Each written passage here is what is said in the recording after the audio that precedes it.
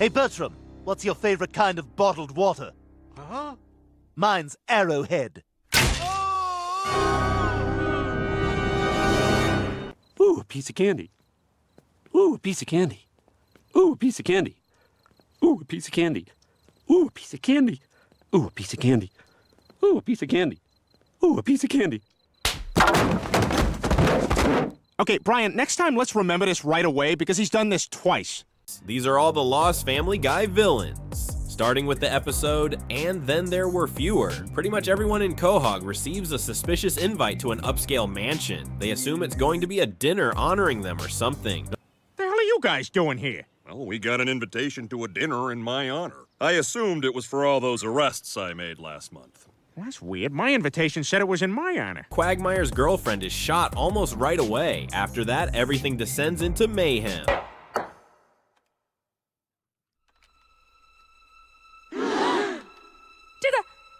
Did the cork hit me? Characters keep dying left and right, including recurring ones like Muriel Goldman and Jillian's boyfriend Derek. Stay back!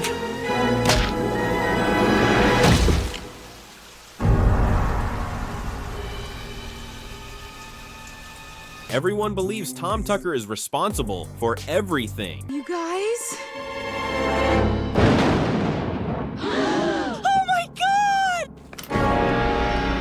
Then Diane Simmons unintentionally exposes herself while chatting with Lois. You're likely wondering, why on earth would Diane carry out all this? You know, I think I better, go make sure Peter has his, fire engine. Oh, really? But I was enjoying... Once she reached 40, Tom Tucker essentially had her removed from the news. It was hard for me to begin with, but it got worse when, not so coincidentally, Tom began pushing Channel 5 News to replace me with a fresh young face, and he succeeded. And James Woods left her for a woman. 3 weeks from now, I'll be off the air. Well, apparently all men think the same way, because around the same time, James dumped me. So driven by vengeance, Diane's entire scheme was to murder James Woods and blame Tom Tucker. The hidden gun goes off, kills James Woods, and at the first opportunity, I retrieve the gun and plant it in Tom's bag. However, Stephanie ruined that, causing Diane to embark on a larger killing rampage to conceal her actions. But Stephanie got in the way. She was in James' chair at the wrong time. And when I realized my mistake, I had to improvise. The power outage provided a perfect cover. And she's not finished. I'd engineered this whole gathering, so I killed her. And I hid her in Tom's room. I tried to plant the knife in Tom's suitcase, but at that moment, Muriel walked in. After confessing everything to Lois, she clearly needs to kill her as well. Well, now you know everything, Lois. Which, of course, means I have to kill you. Oh, is you coming? I can't play my tapes without the key. She hauls Lois to a precipice, brandishes a firearm. Well, it's a shame that you have to die, Lois, but look on the bright side. You'll be a story on the 6 o'clock news. Yet just as she is about to fire, Stewie takes a shot from the rooftop.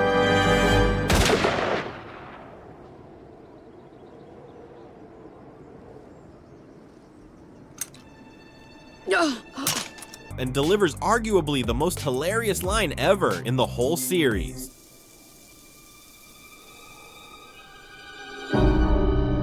If anybody's gonna take that bitch down, it's gonna be me. So yeah, Diane is definitely gone for good. Ernie the Giant Chicken has been a staple since the days. He made his debut in Season 2's Da Boom when he handed Peter a coupon past its expiration date, setting off a chain of events. Whoa, look, pal, I don't take coupons from giant chickens. Not after last time. Oh, yeah, and that nice chicken outside gave me this coupon. I'm sorry, this is expired. You son of a... Having appeared in 26 episodes, far viewers remain split on whether the battles with this chicken remain amusing or have become overdone by now.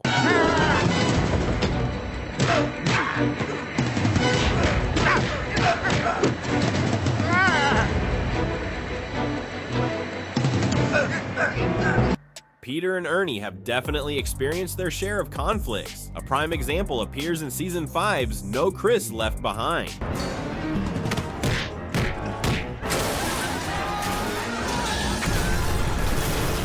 customary, they're thrashing each other mercilessly. Eventually, they pause to consider the reason behind their fight. What are we fighting about? You know, I have completely forgotten. Me too. Something about a coupon. They come to see how foolish the entire situation is, prompting Ernie to ask Peter to dinner to make amends. I can see why. I mean, that halibut was... That may have been the best halibut I've ever had. Well, I'm glad we talked you out of the pork chops, huh? Yes, thank you. Everything seems to be going until the bill arrives, and neither of them is willing to let the other foot the bill. Ooh, I've got this. Look, just let go of the check, huh? You let go of the check. I'm not taking my hand off this thing. Well, neither am I. To the usual Family Guy style that sparks off yet another huge chicken brawl.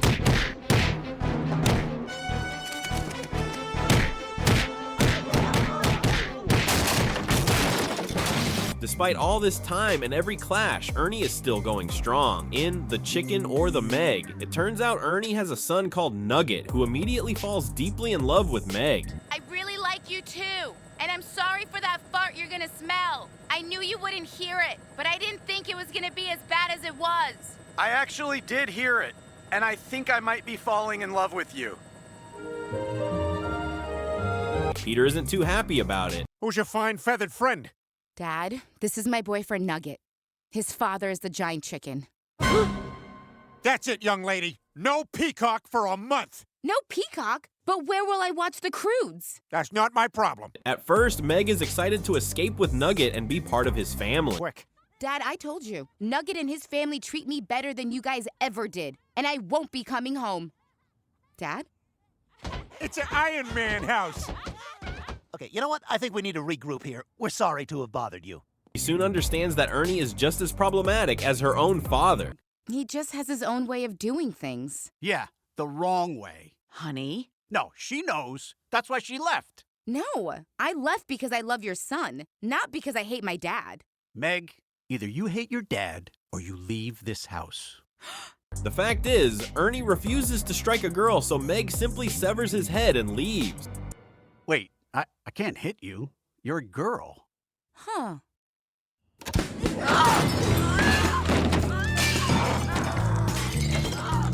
Unlike all the chicken fights where Ernie always recovers this time, we truly have no idea if he made it through. This might mark the finale for this villain. Next in line is Penelope from Season 10's Mr. and Mrs. Stewie. My name's Penelope. What's yours? Stewie, I've never seen you around here before. I'm new to town and I don't have many friends. Initially, she appears ordinary, but Stewie finds out she's equally troubled as he is. They engage in playing with dolls and solving math exercises, then she reveals her hidden weapons chamber.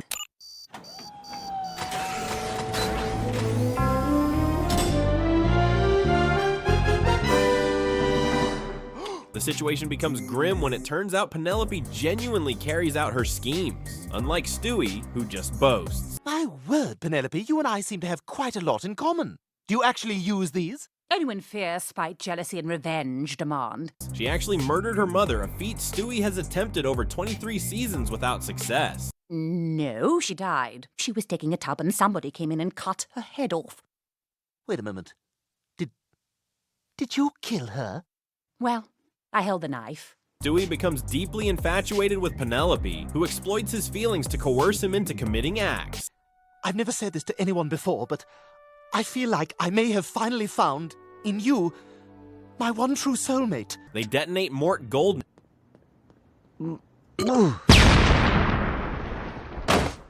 Oh, I better make sure my wallet's okay. Then escalate to significant objectives such as the Great Wall of China, the Eiffel Tower, and the whole nation of India. Up yours. Love, India. Let's see what happens.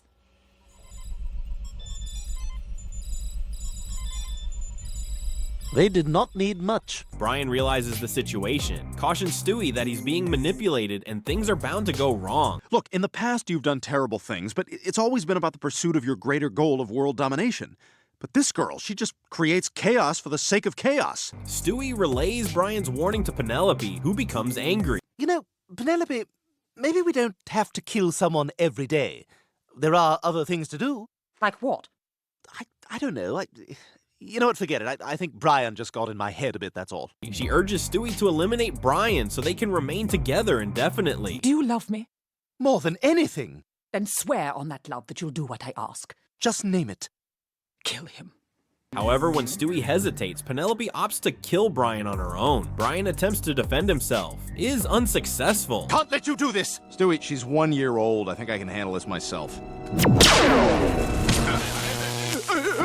Fortunately, Stewie ultimately makes the choice by restraining Penelope and removing her from his life permanently. What?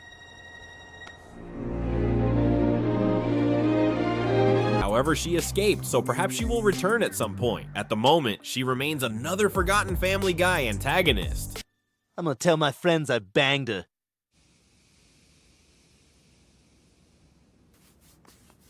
Hey, thanks for saving my life. It was the least I could do. Now let's discuss Stewie's nemesis, Bertram. The storyline begins in Season 3's A Mission Impossible, when Stewie learns that Peter and Lois plan to have another child. He's far from pleased, to say the least. You're gonna have a baby brother, buddy. Or sister. Oh, a new baby. That's wonderful. Call me when Kojak starts. What? After consulting Rupert, Stewie resolves to prevent this. But I'm the baby. Why the deuce would they want to replace me? My cheeks are pinchable, my bottom is smooth, my laugh is heartwarming. Oh! He begins by disrupting Peter and Lois during a moment pretending to be an adorable baby, but this tactic only works briefly. I saw the book... Claus, what the devil is that name again? Boogeyman! Yes, that's it. I saw the Boogeyman. Oh, did someone have a bad dream? Why don't you sleep with Mommy and Daddy?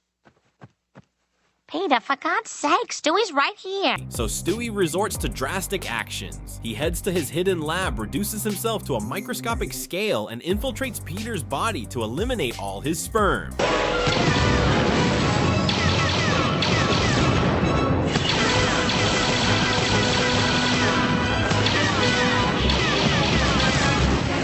He basically destroys every future child Peter might have in this comical Star Wars spoof, all except Bertram. It appears Bertram is equally clever and wicked like Stu.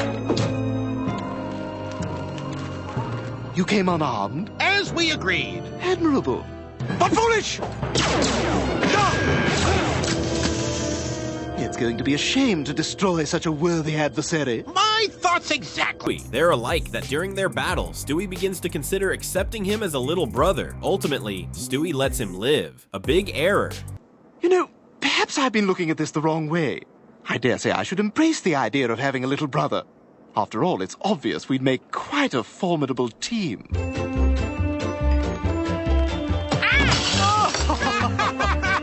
In Sibling Rivalry, the episode, from Season 4, Stewie aims to crown himself the ruler of the jungle gym. Gross. Well, I don't mean to be a discourteous host, but this is my playground. I rule this territory. My, what an amusingly misguided view. Very well then, you leave me no choice but to declare war! At the time, Peter experiences a fiasco at a sperm bank, forcing him to replenish all the samples with his own. Oh God, oh God, oh God! Oh God, I think I feel them moving. Hi, my partner and I want to have a baby. We'd like a vial of sperm and an applicator that looks like Jodie Foster's knuckles. Certainly. Let me just go to the freezer. Which ultimately results in Bertram's birth. It's a boy! Victory shall be mine! The situation intensifies from that point. Stewie and Bertram engage in another battle, this time fighting for domination over the jungle gym.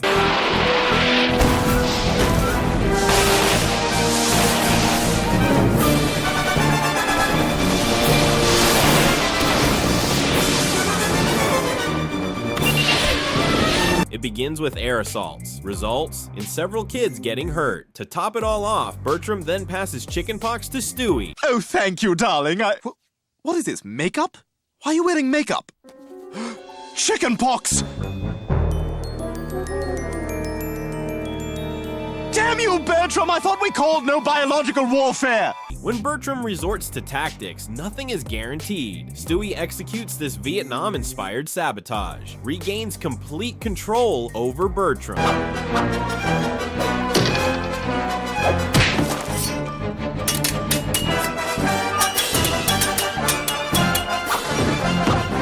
Surely this time he will eliminate him, won't he? Nope. Stewie doesn't ever learn his lesson. Any last words? You wouldn't kill me, would you? Thanks for helping me dig this hole, Mr. Moltisanti. Hey, no problem, Stewie. And this could be a pain in the ass when you gotta do it all by yourself. Yeah, you're telling me. All right, go ahead and drop it in. Oh boy, that's gonna be beautiful when it reaches adulthood. In Season 9's episode, The Big Bang Theory, Bertram returns for a time determined to eliminate Stewie once and for all. Upon finding out Stewie owns a time machine, Bertram travels back in time to assassinate one of Stewie's forebears. You're assassin, you overrated caricaturist! Stewie! That's my name, don't wear it out. See, that's brand new to him. In a rather amusing turn of events, that ancestor turns out to be Leonardo da Vinci. If da Vinci is killed, Stewie's existence is wiped out entirely.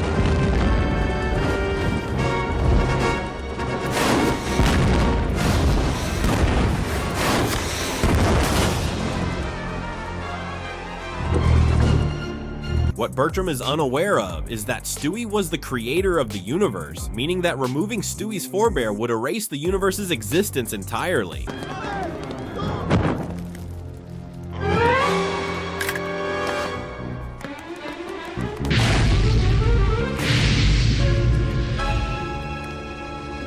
Naturally, Stewie refuses to let this occur, so he journeys back to Renaissance Italy to prevent Bertram from assassinating Da Vinci. Worth it!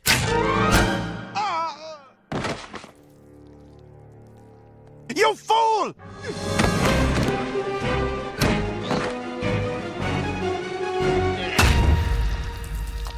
Afterward, he conclusively ends Bertram's campaign of terror. Since Season 9, Bertram hasn't appeared, so it's quite reasonable to conclude he's genuinely gone now. Hey, Bertram, what's your favorite kind of bottled water? Huh? Mine's Arrowhead.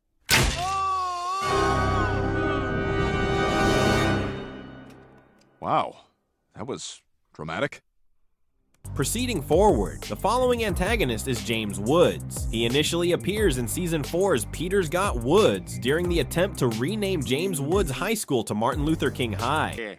Look, I came as soon as Peter contacted my website. Let me just say, I'm all in favor of renaming the school after Dr. King. What? Wow, a big star and yet so humble. James Woods High School, it remains. What? You can't be serious. To be truthful at first, James appears heroic then villainous. Then rushing back to LA, he develops a genuinely heartwarming friendship with Peter.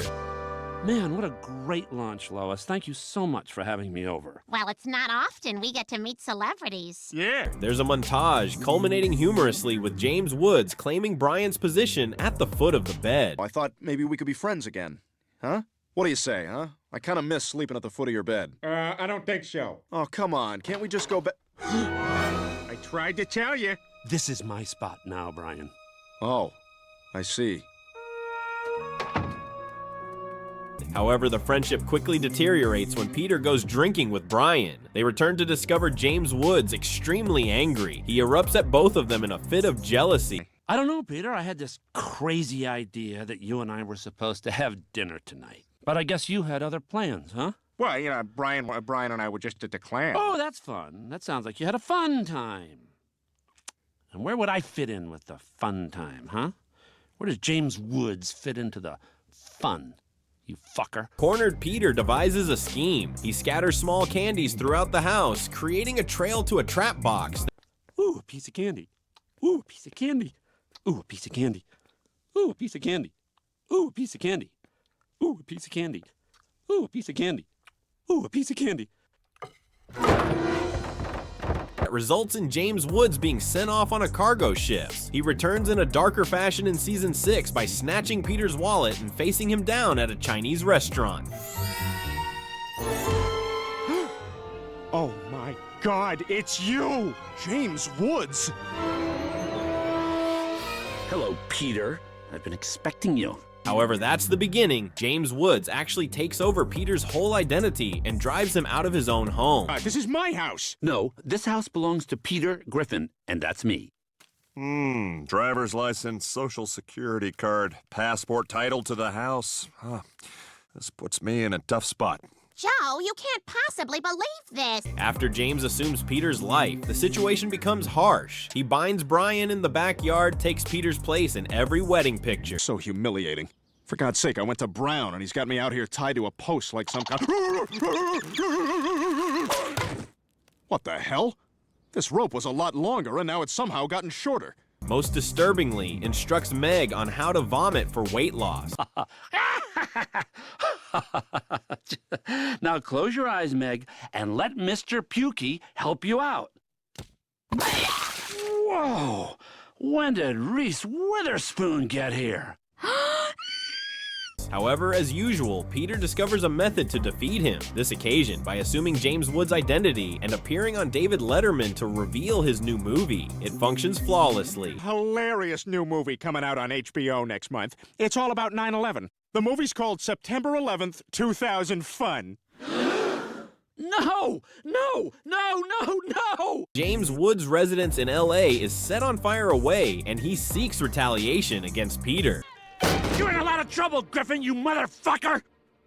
Oh, no, sir. You're Peter Griffin. I'm James Woods. You ruined my reputation, and now you are gonna pay for it. However, since he's James Woods, he predictably falls for the candy trap more. Ooh, a piece of candy. Ooh, a piece of candy. Ooh, a piece of candy. Okay, Brian, next time let's remember this right away because he's done this twice. Following this, James Woods appears more times. The actual James Woods is highly opinionated and conservative, whereas Seth MacFarlane and the Family Guy writers lean more liberal. Their conflict began when James disapproved of one of their scripts. Then in 2019, the breaking point occurred when Family Guy explicitly confronted him in the episode Adam West High regarding the renaming of the school. Are we going that way? I don't know, Joanna. What direction are we going? Sadly, this means we will never see James Woods appear on Family Guy again. However, the next antagonist excels more at evading repercussions. That's Carter Pewterschmidt, Lois's dad. A Family Guy villain list wouldn't be complete without Carter. The terrible action Carter has taken occurs. In Season 11's episode, The Old Man and the Big C, Brian discovers Carter being informed that he has just 2 weeks remaining to live. If you're lucky, you've got 2 weeks to live. I understand. Oh my God! Carter's dying? I now declare this hair transplant officially over. Hey! Hey, he's back! You look great, Quagmire. However, when they gather with the family the following day, Carter appears perfectly healthy. Of course I'm okay. Why wouldn't I be? Well, Brian said you were dying. And I finished a book. I promised myself I'd work that in. I might have jumped the gun. I didn't finish it. I'm so glad you're all right. Brian, how could you get us all worked up like that? Yeah, shame on you. Oh, you're gonna get it, Brian. You are gonna get it when I drink. Brian grows suspicious, suspecting this Carter could be an imposter. But what I'm saying is I think Carter is sick, or possibly even dead, and that the man we saw today was an imposter brought in to keep Pewterschmidt Industries' stock price up and to keep people from knowing the truth. Consequently, Brian and Stewie trail him throughout the day, attempting to catch him making a mistake. This plan fails since Carter simply behaves as Carter would. Beanie? None of those people are real. I'm stealing all your sugar packets and napkins. Woodstock's over. Nonetheless, they continue to probe. Ultimately, they arrive at Carter's clinic and uncover the revelation. Assure you that Specimen Z is secure on level 12. Did you hear that, Brian? That walking corpse was Carter dying of cancer. This guy is an imposter. Oh my God. And I bet Specimen Z is the real Carter's body. Carter has been concealing the cancer cure. He reveals this to Brian and Stewie in the sinister manner imaginable. I'll tell you why. Because there's far more money to be made in treating a disease than in curing it. Why cure someone of cancer in a day if we can treat them for a lifetime and bill them every step along the way? What? That's insane! What becomes of this man, responsible for thousands of unnecessary deaths? Due to his wealth and influence, nothing all occurs. Actually, Forbes magazine even commends him for his offenses. So yes, Carter continues to succeed as a villain. A character with a grimmer destiny is Lois' estranged brother, Patrick. Patrick is introduced in Season 4's The Fat Guy Strangler when Lois unexpectedly discovers a family picture featuring an unfamiliar person. That's weird. I didn't know you had a brother. I don't. Carter refuses to acknowledge having a son, so Lois takes it upon herself to locate him. No, don't be silly. 'Cause I found this picture. Oh, Dick, thank God you're here. Talk to her. She cracks open Carter's safe. Patrick Pewterschmidt, 56 Meadow Lane, Brookfield. I do have a brother. Oh my God, I've got to meet him. Locates Patrick in a mental institution. Initially, Patrick appears to be more of a victim than an antagonist. Lois, I never thought I'd see you again. These are my children. Why do you live in a crazy house, Uncle Patrick? He explains to the family that he was deeply affected as a child upon witnessing his mother involved in an affair with Jackie Gleason. Mommy, can I have a drink of water? Jackie Gleason! Beat it, kid. Your mother's busy. Which led to his commitment to the asylum after he inquired excessively about it. However, the Griffins soon discover that Patrick's trauma is more profound. When Peter dons a Jackie Gleason costume and sets him off, Patrick erupts into a spree, choking every overweight individual he encounters. One time when I was a boy... Oh, I love Jackie Gleason. Hey, take a look at what I bought at this TV convention. It's a bus driver's uniform. Fortunately, Lois manages to manipulate his madness by threatening the life of his wife, which ultimately rescues her genuine husband. Nice try, but Marion's over there. Don't hurt her!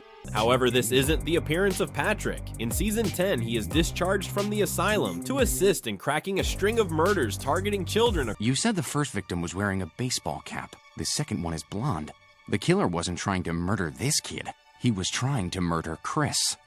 Oh my God! Remarkably, Patrick transforms entirely from antagonist to protagonist. Drawing on his history of strangling individuals, he deduces that competitive eater Yamamoto aimed to kill Chris simply because Chris defeated him in a hot dog eating competition. By the conclusion of the episode, Patrick succeeds in fleeing the asylum, keeping the door ajar for his return. Patrick?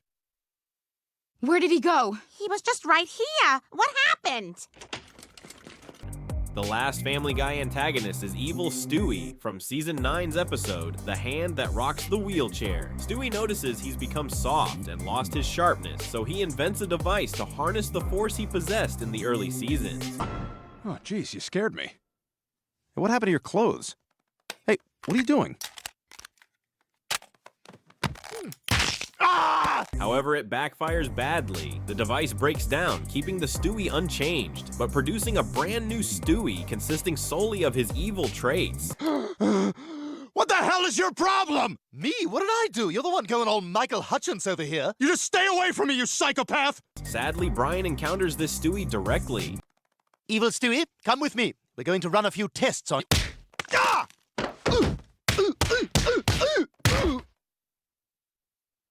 With evil Stewie running, he begins targeting larger prey. Oh my God, a baby! Are you okay?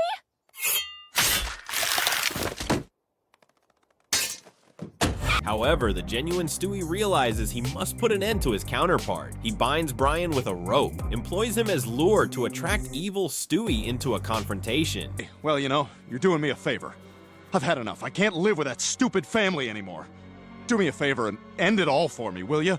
Delighted to oblige. Since it's evil Stewie, it succeeds right away.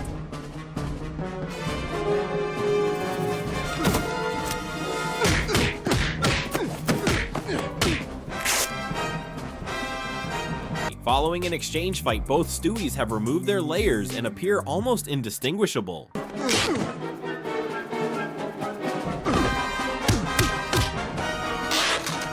This compels Brian to determine which Stewie is honestly claiming not to be the one. The most interesting part is that the episode leaves it completely ambiguous whether Brian killed the right Stewie or if the evil one manipulated. What are they doing down there? They're like leg hands.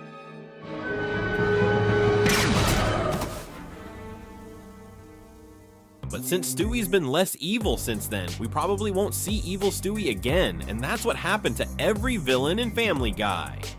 Thanks for watching. Don't forget to like and subscribe for more Family Guy content.